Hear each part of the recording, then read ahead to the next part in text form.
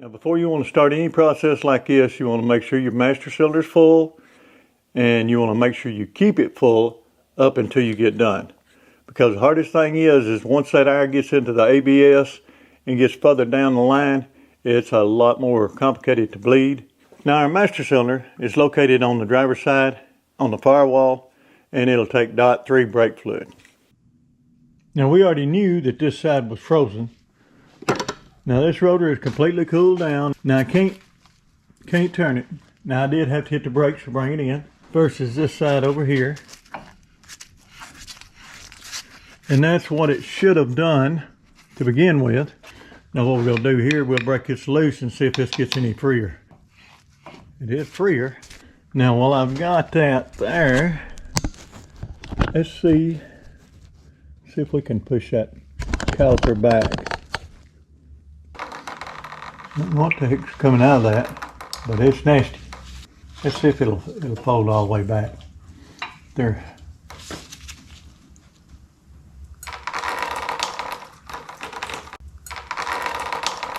Now, look at that crap coming out of there.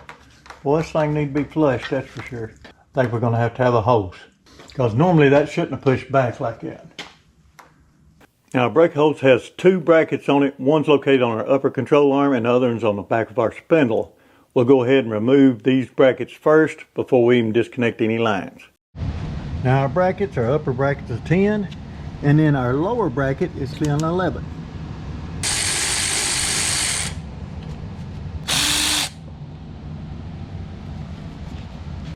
Now I was able to replace the bleeders, so I went ahead and replaced them. Now since we already know the hose is bad and it's going to drip the least amount, I'll take it loose from our caliper. Then I'll go ahead and run my new line and go ahead and tighten it down, because we're not going to drip much and we won't lose much. Now it's always a good idea to make sure that your brackets are close. They may not be exact, maybe a redesign, but we want to see that our brackets are close. Now we can move down to our banjo bolt, which attaches our hose to our caliper. Brackets are loose. We'll get rid of this. We shouldn't see a whole bunch of fluid come out. Now a banjo bolt is hollow on the inside and has holes around it. That allows the fluid to pass through and yet still seal. Now before we install our new hose, we want to make sure that the caliper is free of rust and debris, so it gets a good mating surface and gets a good seal. Now we can slide our new hose through and go ahead and attach it to the caliper. Now on our banjo bolt, we want to use new compression washers, and we want to tighten it to 33 foot-pounds. Hose to steering knuckle bracket, 80 inch-pounds. The pipe to hose bolt, 18 foot-pounds. Now anytime we're bleeding our brakes, we want to make sure our master cylinder is full before we even start the process. And with this new hose being on here, we should not have no issue with it just gravity bleeding. So what I like to do, just open it up and let it drip. Now what that's doing is it's filling up our hose as well as our caliper. But if you'll notice just how right off the bat it started dripping, where that other hose we had just a little bit of brown rust here. We'll let it, once it starts dripping, then we'll move to the inside of the truck.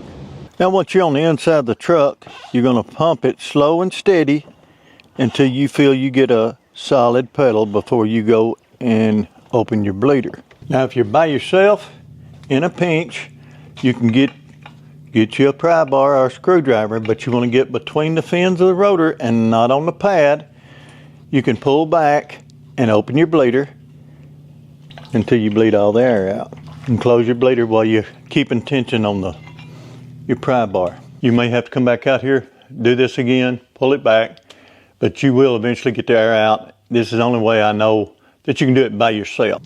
Now if you'll see here, see how free this is to move? That shows our slide pins and our brake shoes are not binding anywhere. So it showed it is actually the hose was the issue in the first place. Now when pumping your brakes, you want to do a nice, steady, firm pressure. You're not trying to run a marathon until you feel the pedal starting to have some resistance to it.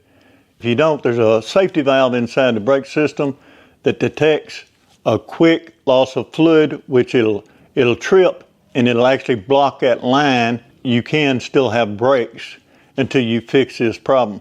So if you pump fast, quick, then it could trip this valve. To reset that valve, you will have to go to the other end, or like the back, where we done the front, we'd have to go to the back and bleed it and push our pedal real quick to recenter the valve. Now normally if you're bleeding the brakes and you've got some help, then once you get the caliper pushed back out where we pushed it in, then it's usually about 3 pumps. They'll get a good resistance, then you can bleed it until you get all your air out.